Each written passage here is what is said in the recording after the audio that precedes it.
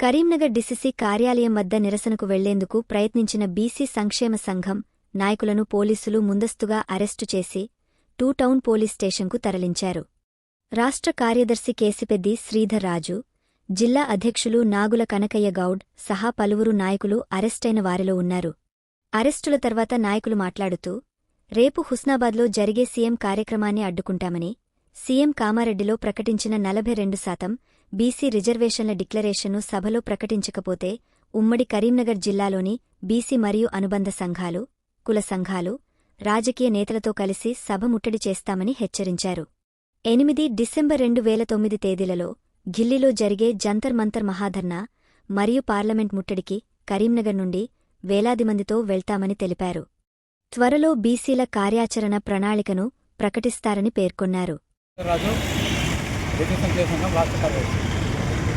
ఈరోజు బీసీ సంఘాల పక్షాన కాంగ్రెస్ ప్రభుత్వం బీసీలకు మోసం చేసిందని దాని నిరసనగా బీసీ కార్యాలయం ముందు నిరసన కార్యక్రమాన్ని చేయడానికి వెళ్తే పోలీసులు ముందస్తుగా మమ్మల్ని అరెస్ట్ చేసి పోలీస్ స్టేషన్కి తీసుకురావడం జరిగింది.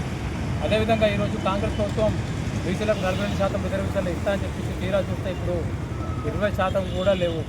ఈ విధంగా బీసీలను మభ్యపెట్టి కామారెడ్డి డిక్లరేషన్ కాకుండా అనేక రకాలుగా బీసీలకు మోసం చేసింది. వీటినన్నింటినీ కూడా బీసీలంతా గ్రహించాలి.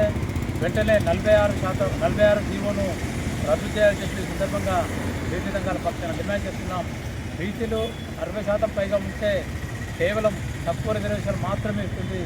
వెంటనే ప్రభుత్వం ఇప్పటికైనా జీవోను ఉపసంహరించుకొని బీసీలకు న్యాయం చేయాలని, ప్రభుత్వం కోర్టు తీర్పు వచ్చేదాకా చూడాలని, అదేవిధంగా రాష్ట్రపతి దగ్గర బిల్లు ఉంది, పార్లమెంటులో కూడా బిల్లు పెట్టి ఆ విధంగా ప్రయత్నం చేసి బీసీలకు రిజర్వేషన్లు ఇవ్వాలని చెప్పే సందర్భంగా మేము కాంగ్రెస్ ప్రభుత్వాన్ని కానీ కేంద్రంలో ఉన్న బీజేపీ ప్రభుత్వాన్ని డిమాండ్ చేస్తున్నాం.